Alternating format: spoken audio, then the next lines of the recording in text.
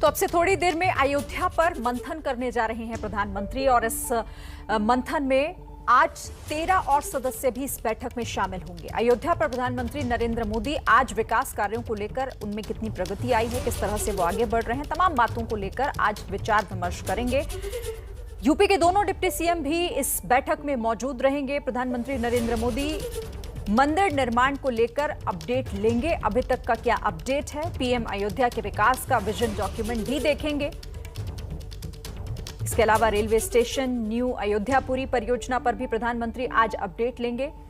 भगवान राम की सबसे ऊंची मूर्ति पर भी प्रधानमंत्री आज अधिकारियों से बातचीत करेंगे, उनसे अपडेट लेंगे। बैठक में यूपी के आवास विकास के प्रमुख सचिव आज प्रेजेंटेशन देंगे। पीएम मोदी अयोध्या के विकास कार्यों की समीक्षा करने जा रहे हैं। थोड़ी देर में यह बैठक शुरू हो जाएगी और उसमें केंद्र में अयोध्या का विकास ही रहेगा। अयोध्या में मंदिर निर्माण की रफ्तार और इसके अलावा अयोध्या को किस तरह से पर्यटन केंद्र बनाने की कोशिश केंद्र की रही है और इस दिशा में किस तरह से अयोध्या में काम हो रहा है, तमाम मुद्दों पर आज प्रधानमंत्री बात करेंगे। और देखिए कौन कौन शामिल हो रहा है ये भी हम आपको बता रहे हैं। सुरेश खन्ना वित्त मंत्री यूपी, ये भी इस बैठक का हिस्सा होंगे। आशुतोष टंडन है नगर विकास मंत्री उत्तर प्रदेश के, ये भी इस बैठक में शामिल होने जा रहे हैं। तो कुल 13 सदस्य जो कि इस बैठक में शामिल होंगे। इस खबर पर बातचीत के लिए सीधे रुख कर लेते हैं। हमारे संवाददाता पंकज झा इस वक्त मेरे साथ हैं। पंकज, 11 बजे का वक्त था, क्या बैठक शुरू हो चुकी है? ये देखिए, अब इसके बारे में जानकारी नहीं मिली है। थोड़ी देर में बैठक शुरू हो जाएगी और सब लोग उसमें जुड़ गए हैं। प्रधानमंत्री नरेंद्र मोदी की प्रतीक्षा हो रही है। दिल्ली से वो जुड़ेंगे और लखनऊ से सीएम और दोनों डिप्टी सीएम के साथ कई सारे लोग जुड़ेंगे। लेकिन सबसे बड़ी बात जिसकी हम आज चर्चा कर रहे हैं कि आज इतनी बड़ी बैठक है क्योंकि अयोध्या में कुछ चीज़ों को लेकर हाल फिलहाल के दिनों में विवाद होता रहा। वो राम मंदिर बनाने के लिए जो राम जन्मभूमि ट्रस्ट है उसके ज़मीन को लेकर के, और दूसरी सबसे अहम बात ये है कि एक तरफ आज देखिए कि दिल्ली के बीजेपी हेडक्वार्टर में बैठक हो रही है, यहाँ राम मंदिर को लेकर और अयोध्या को भव्य और दिव्य बनाने के लिए बैठक हो रही है। और अगले साल की शुरुआत में मतलब 7-8 महीने बाद यूपी में विधानसभा चुनाव होने हैं। तो इसीलिए ये बैठक बहुत महत्वपूर्ण हो जाता है कि अयोध्या आज से नहीं, हम अगर देखें तो पिछले 3 दशकों से बीजेपी के हर चुनावी घोषणा पत्र में अयोध्या रहता है। हर मंच से प्रधानमंत्री मोदी से लेकर सीएम योगी आदित्यनाथ जय श्री राम के नारे लगाते हैं। इसीलिए बैठक बहुत महत्वपूर्ण है, सियासत के लिहाज से भी और दूसरे तरीकों से भी। अगर मैं बात करूं, क्योंकि आप इस पूरी खबर को देख भी रहे हैं पंकज, आज इस बैठक में चर्चा का विषय क्या रहेगा? मंदिर निर्माण की बात तो हम कर ही रहे हैं, विकास परियोजनाओं की भी, लेकिन क्या कोई खास रणनीति के तहत ये मंथन होने जा रहा है आज? देखिए, बहुत कुछ बिना कहे भी बहुत कुछ कहा जाता है। अगर रामलला के सामने में प्रधानमंत्री नरेंद्र मोदी बिल्कुल लेट जाते हैं, दंडवत होकर के प्रणाम करते हैं, तो उस तस्वीर के बहुत मायने होते हैं। अगर हर दूसरे तीसरे महीने में योगी आदित्यनाथ रामलला के दरबार में हाजिर होते हैं तो उसके भी मायने होते हैं। तो इस बैठक में अयोध्या को भव्य और दिव्य बनाने की, सरयू पर रिवर फ्रंट बनाने की, इंटरनेशनल एयरपोर्ट बनाने की, 14 कोसी परिक्रमा से लेकर 84 कोसी परिक्रमा की बात हो रही है। लेकिन जब अगर दोनों दिल्ली से पीएम मोदी और लखनऊ से सीएम योगी जोड़ते हैं तो इसके बहुत दूर तक आवाज जाती है, गूंज जाती है इस तस्वीरों की और इस बैठक के। ठीक है, आप रहिए मेरे साथ पंकज, आपसे आगे भी बातचीत होगी। लेकिन देखिए, अयोध्या को लेकर ये जो महत्वपूर्ण मीटिंग होने जा रही है, पंकज ने आपको बताया कि कई मायनों में आखिर ये क्यों खास हो जाती है। लेकिन प्रधानमंत्री नरेंद्र मोदी की इस बैठक में यूपी के उप मुख्यमंत्री केशव प्रसाद मौर्य भी शामिल हो रहे हैं। इस बैठक में किन मुद्दों पर चर्चा होगी, इसे लेकर एबीपी न्यूज ने उनसे बात की। आप सुनिए बैठक से पहले उन्होंने इसे लेकर क्या कहा। अयोध्या को लेकर प्रधानमंत्री बड़ी बैठक करें, मेरे साथ उप मुख्यमंत्री केशव मौर्य जी हैं। सर, क्या एजेंडा है और क्या बातचीत? देखिए, एजेंडा तो श्री राम जन्मभूमि अयोध्या मंदिर निर्माण के साथ साथ अयोध्या के विकास को लेकर के है। और जब भी अयोध्या को लेकर के कुछ भी होता है और जिसमें देश के माननीय प्रधानमंत्री, राम भक्त प्रधानमंत्री उसका हिस्सा बनते हैं, ये गौरव की बात है। एक आखिरी सवाल, चूंकि आप जल्दी में हैं, कि अयोध्या क्या चुनाव में लोगों के बीच ले जाने के लिए, अयोध्या को एक मॉडल दिखाने के लिए राम मंदिर के साथ साथ शहर का विकास और अयोध्यानाथ को हम चुनाव के बीच कभी नहीं ले गए। हमारे विरोधियों ने उनको चुनाव के बीच में लाया। हमारे लिए बहुत आस्था श्रद्धा का विषय है, संघर्षों की गाथा है। हम रामलला की जन्मभूमि के शिखर के कलश के स्थापित होने की प्रतीक्षा कर रहे हैं। तो केशव मौर्य जी को देख रहे थे जिन्होंने कहा कि राम आस्था का विषय है और आस्था के मामले को लेकर के कभी बीजेपी चुनाव में नहीं जाएगी, लेकिन अयोध्या का विकास करना और इसी को लेकर प्रधानमंत्री बैठक कर रहे हैं। सुना आपने डिप्टी सीएम को किस तरीके से बैठक में जाने से पहले उन्होंने कहा कि संकल्प को किस तरीके से सिद्ध किया जाए, उसी दिशा में ये बैठक है। और जब भी अयोध्या की बात होती है तो खुद कोशिश होती है प्रधानमंत्री की कि वो कहीं ना कहीं इस बैठक का हिस्सा जरूर रहें। और आज इस मंथन में प्रधानमंत्री नरेंद्र मोदी इन्हीं तमाम मुद्दों को लेकर बातचीत करेंगे। मेरे साथ खास मेहमान विजय शंकर तिवारी, वीएचपी के प्रवक्ता हैं, ये भी हमारे साथ जुड़े हुए हैं। स्वागत है आपका विजय जी। मैं आपके पास आऊं, लेकिन पंकज, क्योंकि हम बात कर रहे थे इस बैठक को लेकर, जल्दी से दर्शकों को यह भी बताइएगा कि आज कौन कौन इसमें शामिल हो रहा है।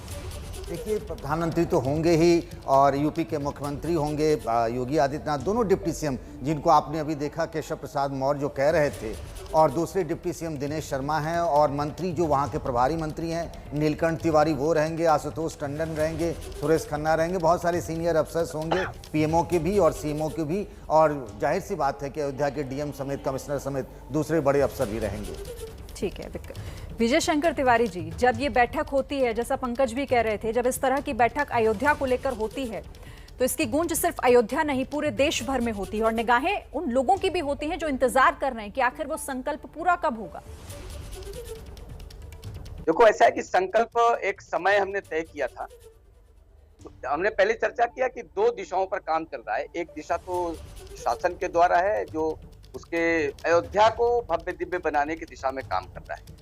दूसरा न्यास है जो न्यास श्री राम जन्मभूमि और उसके परिसर को भव्य दिव्य बनाने की कोशिश कर रहा है। आप इससे आप कल्पना कर सकते हैं कि देश के 5 IIT, उनके निदेशक और शिल्पकला और इस प्रकार के निर्माण के क्षेत्र में लगे हुए दिग्गज, वो सब इस टीम में हैं।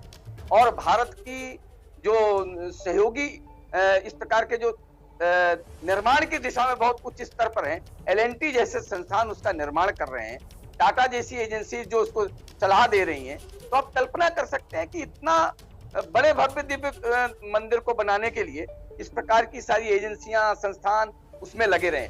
उद्देश्य केवल एक है कि अयोध्या में अगर कोई दर्शक जाए, कोई धार्मिक व्यक्ति जाए, कोई श्रद्धावान जाए, आस्थावान जाए, तो उसको भारत दिखाई पड़े। देखो, लुटियंस में आप भारत नहीं देख सकते, लुटियंस में आप भारत सुन सकते हैं, लेकिन अयोध्या में कोई व्यक्ति जाता है तो भारत की धरोहर, भारत का ज्ञान, भारत का विज्ञान, भारत की सोच, यानी भारत वहां दिखाई पड़े। कोई विदेश से आता है, भारत के किसी कोने से आता है, तो उसको वहां भारत दिखाई पड़े। जो आज देश में आपको ध्यान में है कि भारत दिखाने के लिए भी बड़ा प्रयास करना पड़ता है, लेकिन वहां पर भारत दिखाई पड़ेगा। और अच्छी बात यह है कि माननीय प्रधानमंत्री जी स्वयं रुचि लेकर, स्वयं ध्यान दे करके इस सारे काम में स्वयं संलग्न होकर के, समय समय पर पूछताछ करके और उस लोगों को निर्देश दे करके इसकी पूर्ति हो यथाशीघ्र। और आज की बैठक में आपको ध्यान में है कि वहाँ के जो लोक निर्माण का काम देखते हैं, शिक्षा संस्थान का काम देखते हैं, ऐसे सारे नेता और अधिकारी वहाँ सारे इस बैठक में आज उपस्थित। हमारे साथ एक और मेहमान जुड़ गए हैं, कांग्रेस के प्रवक्ता सुरेंद्र राजपूत भी हमारे साथ हैं। स्वागत है एबीपी न्यूज पर सुरेंद्र जी आपका। पहले आपका रिएक्शन ले लूं क्योंकि मीटिंग हो रही है, उम्मीदें तो आपको भी होंगी। क्या कहेंगे आप इस बैठक को लेकर? देखिए, अभी पंकज ने और आदरणीय विजय तिवारी जी ने जितनी बातें कही, मैं वीएचपी से सहमत नहीं रहता हूं, लेकिन बिल्कुल सही कहा इन्होंने। एक बात स्पष्ट है कि भारत अयोध्या में दिखना चाहिए, प्रभु राम के मंदिर में दिखना चाहिए, लेकिन गैर विवादित रूप से दिखना चाहिए। साथ में यह भी बताना चाहिए कि ईमानदार प्रयास है और इसके बीच में कहीं कोई ठगी नहीं हुई है। कुछ भारतीय जनता पार्टी के नेताओं ने कोई ठगी नहीं की है, कोई फ्रॉड नहीं किया है, कोई चंदा चोरी नहीं की है। इसकी भी बात प्रधानमंत्री जी को जरूर संज्ञान में लानी चाहिए और कहीं ना कहीं पारदर्शी तरीके से सारी की सारी लैंड डीलों की बात आनी चाहिए। इसके साथ जो अभी आपने कहा कि भगवान श्री राम के मंदिर के साथ भगवान श्री राम की मूर्ति भी अयोध्या के जो तट पर लग रही है, हमारा मानना यह है कि अगर सीता मैया की मूर्ति भी उसी के साथ साथ उतनी ही बड़ी लगे तो अयोध्या भी पूर्ण होगी और भगवान सिया राम की भी पूर्ण जय होगी। तीसरी बात जो सबसे बड़ी महत्वपूर्ण है कि इन्हीं सब चीजों के साथ साथ में निषाद राज की भव्य मूर्ति श्रृंगेरपुर में उतनी ही बड़ी लगे जहां पर प्रभु श्री राम जी को उन्होंने गंगा पार किया था। तो कुछ बातें ये है कि प्रधानमंत्री जी जब एक समग्र रूप से हिंदुस्तान को दिखाने की परिकल्पना कर रहे हैं तो वहां पर लैंड डील का पारदर्शी होना, चंदा चोरी के आरोपों से स्पष्ट रूप से जांच कराना, चाहे सीबीआई से कराए, क्या नाम ईडी से कराए या इनकम टैक्स से कराए, ये प्रधानमंत्री जी के ऊपर है, लेकिन जांच बहुत स्पष्ट होनी चाहिए। हमारी तो ये मांगे हैं ताकि भव्य निर्माण को भव्यता और भी मिल सके, लेजिटिमेसी और भी मिल सके। ठीक है, मैं चाहूंगी कि विजय शंकर तिवारी इसका जवाब दें, क्योंकि कई बातों को लेकर आप असहमत दिख रहे हैं। विजय शंकर तिवारी जी।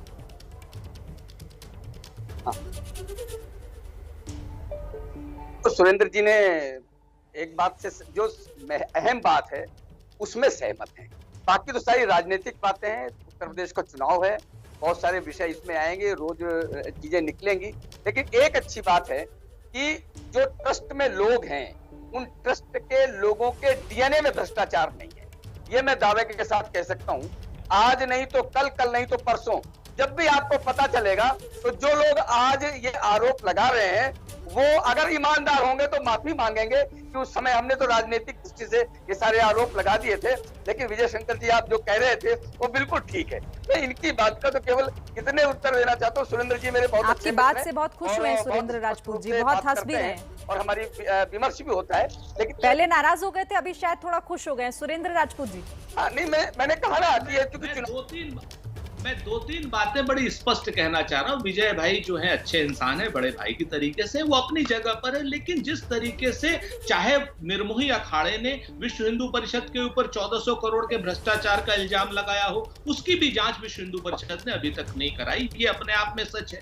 दूसरा सच ये भी है कि 20 लाख रुपए की नजूल की लैंड यानी सरकारी जमीन भारतीय जनता पार्टी के कार्यकर्ताओं ने खरीद करके पहले वो फ्रॉड किया, उसके बाद ट्रस्ट को वो जमीन बेची। हम ट्रस्ट के अधिकारियों के ऊपर कुछ नहीं कह रहे हैं, अभी हम तो बहुत स्पष्ट रूप से कह रहे हैं कि जो बीच के लोग हैं, भगवान के नाम के मंदिर पर जिस तरीके से 20 लाख रुपए की चीज आप 2.5 करोड़ में, 2 करोड़ की चीज आप 18 करोड़ में बेच रहे हैं, तो उन चंदा चोरों को, उन लोगों को जो इसमें फ्रॉड कर रहे हैं, उनके खिलाफ हम लोग कार्रवाई देखना चाहते हैं, ताकि जो भव्य मंदिर का निर्माण हो, पूरी दुनिया में यह मैसेज जाए कि ये मंदिर तो भव्य बना ही, मंदिर के साथ साथ इसकी भव्यता में पारदर्शिता भी रही। और भगवान श्री राम के साथ अगर सीता मैया की मूर्ति सरयू के तट पर, मंदिर की बात नहीं मैं कह रहा हूं, रामलला विराजमान, वो बालक है, लेकिन मंदिर के तट पर अगर भगवान श्री राम की बड़ी मूर्ति लगने की बात है, पंकज जी भी जानते हैं, तो वहां सीता मैया के साथ क्यों नहीं लगनी चाहिए?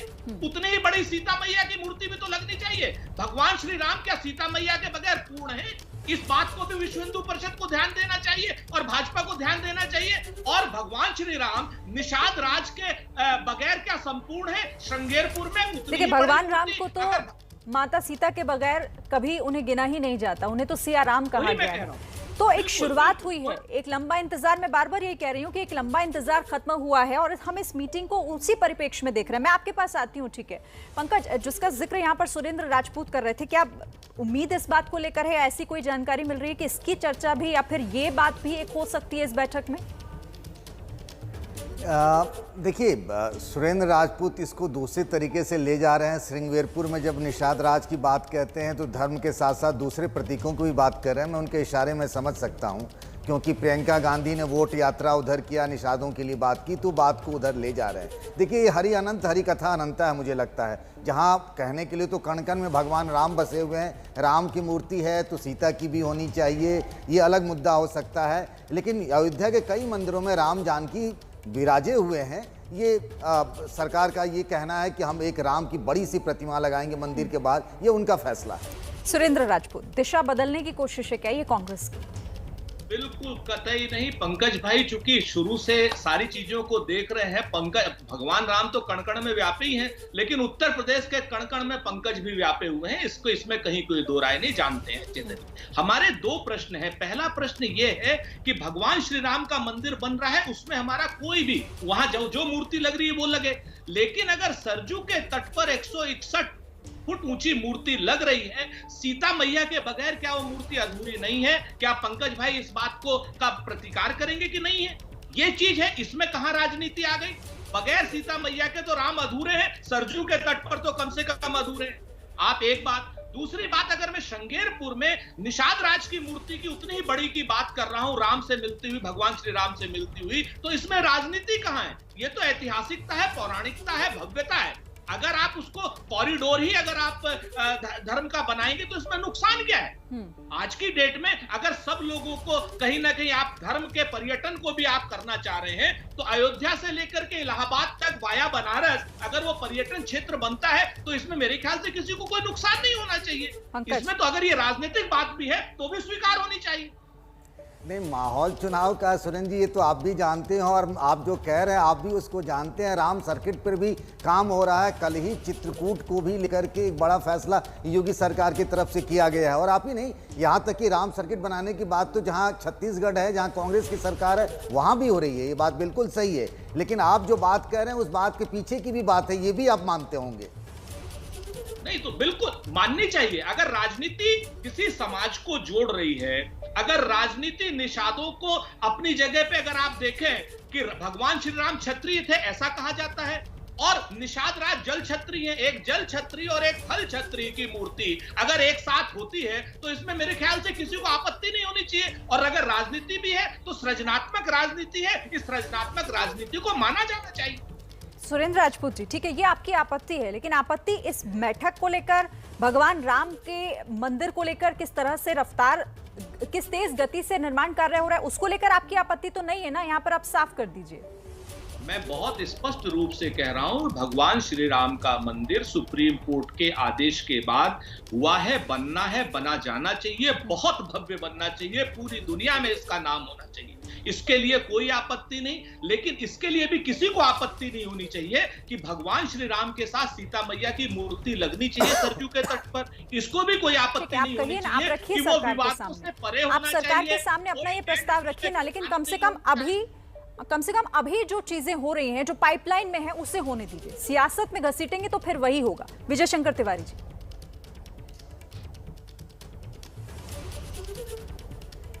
तो कैसे राजपूत जी विपक्ष के एक तरीके से प्रवक्ता हैं, लेकिन मुझे नहीं लगता था कि अयोध्या में श्री राम जन्मभूमि के भी विपक्ष के प्रवक्ता हो जाएंगे। ये देखो वहां पर क्या क्या निर्माण होना चाहिए, क्या भव्यता दिव्यता आनी चाहिए, ये सब कुछ भी हो जाएगा। तो फिर अगर वहां पर काली सड़क होगी तो राजपूत जी कहेंगे वहां पर वो गिरवी सड़क क्यों नहीं है, क्योंकि वो तो ये देखो प्रश्न उठाना, वहां ये हो गया तो फिर वो उनका बड़ा वाला पुल क्यों नहीं लगा गोमती में। तो ऐसे बहुत सारे प्रश्न ये उठते रहेंगे, क्योंकि वो स्वाभाविक विपक्ष में बैठे। मैं इस सारे विषय को नजरअंदाज नहीं कर सकता हूँ, लेकिन अभी बहुत सारे विषय इन्होंने कहा, वो चंदा चोर, ये सारा। तो मैं यही कहना चाहूँ कि अभी सोनिया गांधी जी ने और राहुल गांधी जी ने कोई चंदा नहीं दिया है, और जिन्होंने सारा विषय उठाया है उन्होंने कोई चंदा नहीं दिया है। और 1947 से लेकर के अभी तक, जब तक इसका निर्णय नहीं हुआ, तब तक इनकी ओर से यह प्रयास नहीं हुआ कि ये मामला सुलझ जाए और यहाँ पर मंदिर बन जाए। क्योंकि अगर ऐसा प्रयास कांग्रेस ने किया होता तो 1949 में जब पहला गोपाल दास विशारद के उसमें आया था, उसी समय सारा सुलझ जाता और मंदिर बन जाता। क्योंकि कांग्रेस ने कभी नहीं चाहा यहाँ मंदिर बने। मंदिर के बीच में जितनी अड़चनें आ सकती थी वो सारी कांग्रेस ने की हैं। और अब सुरेंद्र राजपूत का एक छोटा सा कमेंट ले लूं, जल्दी से, मुझे ब्रेक लेना है। सुरेंद्र जी जल्दी से। बहुत छोटी सी बात विजय जी के सामने कह रहा हूँ। देखिए, चाहे आजादी के बाद की बात हो वहां पर क्या नाम मंदिर पूजन की, और चाहे मंदिर के ताला खोलने की, हम इतिहास में नहीं जाना चाहते।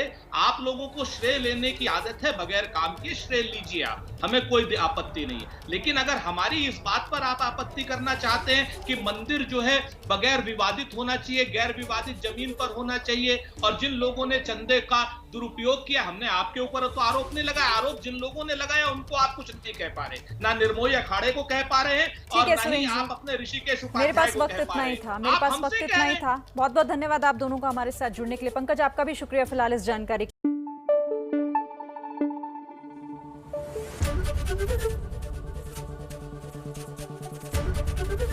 एबीपी न्यूज आपको रखे आगे।